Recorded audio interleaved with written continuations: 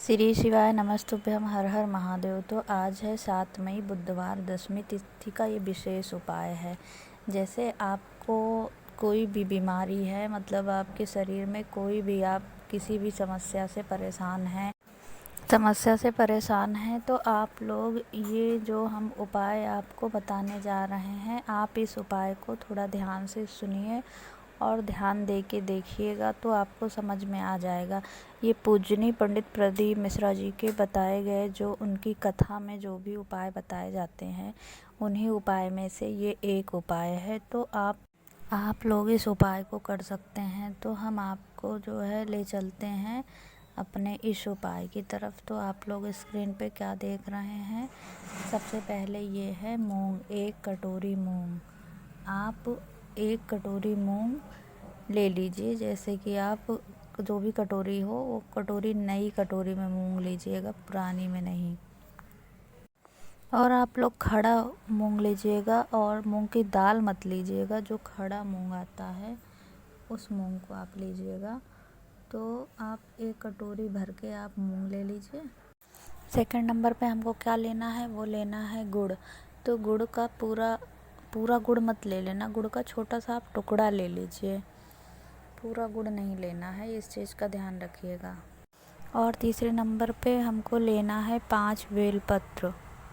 5 बेलपत्र, बिल्कुल फ्रेश बेलपत्र हों, 3 पत्ती वाले, कटे पिटे ना हो। तो आप लोग 5 बेलपत्र ले लीजिए। उसके बाद आपको क्या करना है, उसके बाद इन तीनों चीज़ों को लेके आपको क्या करना है, सबसे पहले 1 कटोरी मूंग जो आपने ले रखा है, उसके ऊपर 1 टुकड़ा आप गुड़ रख लीजिए, और उसी कटोरी के ऊपर आप 5 बेलपत्र रख लीजिए। और ये सारी चीज़ें रखने के बाद आपके घर में जो भी बीमार है, जो भी रोगी है, आपको क्या करना है, उसके ऊपर से 21 बार उतारना है। क्योंकि ये बुधवार का ये विशेष उपाय है, तो ये रोगी के ऊपर से इन सारी चीज़ों को 21 बार उतारेंगे। तो आपको क्या बोलना है, जैसे रोगी का जो भी नाम है, उसका गोत्र है, वो आप उस मतलब बोल दीजिए उतारते टाइम, ये बोलना अनिवार्य है। इन सारी चीज़ों को उतारने के बाद आपको कहाँ पे जाना है, सीधे जाना है गणेश भगवान के मंदिर। जहाँ पे गणेश भगवान का मंदिर हो, वहाँ पे आप जाइए।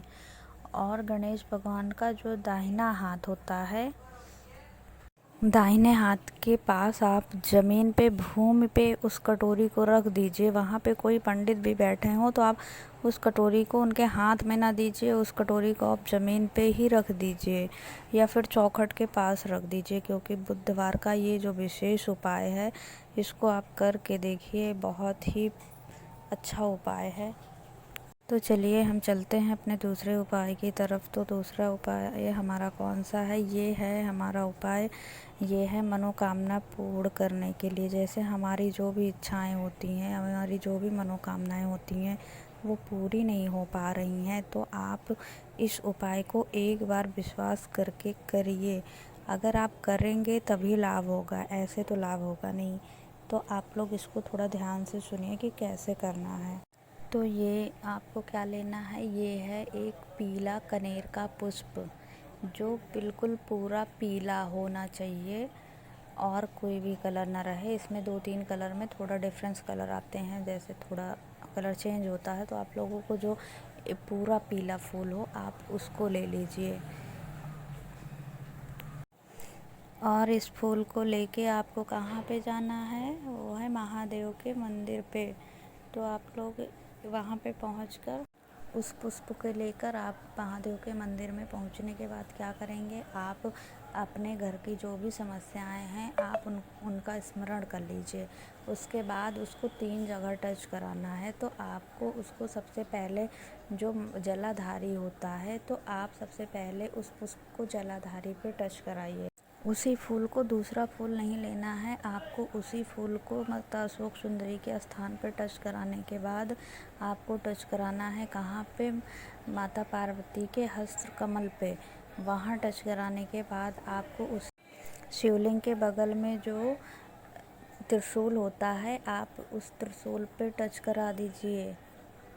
त्रिशूल पे टच कराने के बाद अब लास्ट में कहाँ टच कराना है, जो शिव जी के ऊपर एक कलश रखा होता है पानी का, जिससे बूंद बूंद करके पानी भगवान को समर्पित होता है, तो आप वहाँ पे टच कराइएगा। उसके बाद उस पुष्प को आप शिवलिंग के ऊपर समर्पित कर दीजिए। अपनी जो भी मनोकामनाएं हैं, जो भी समस्याएं हैं, आप उनको बोल करके उस पुष्प को वहीं पे चढ़ा दीजिए भगवान शिव के ऊपर। अगर आप लोगों को ये दोनों उपाय समझ में आते हैं तो आप लोग, जो लोग मेरी आवाज़ को पहली बार सुन रहे हैं, वो इस चैनल को सब्सक्राइब कर लें, ताकि हम इस पे आप नए उपाय बता सकें। और आपको ये उपाय अच्छा लगता है, समझ में आता है, तो आप श्री शिवाय नमस्तुभ्यम या हर हर महादेव कमेंट्स बॉक्स में ज़रूर लिखें। धन्यवाद।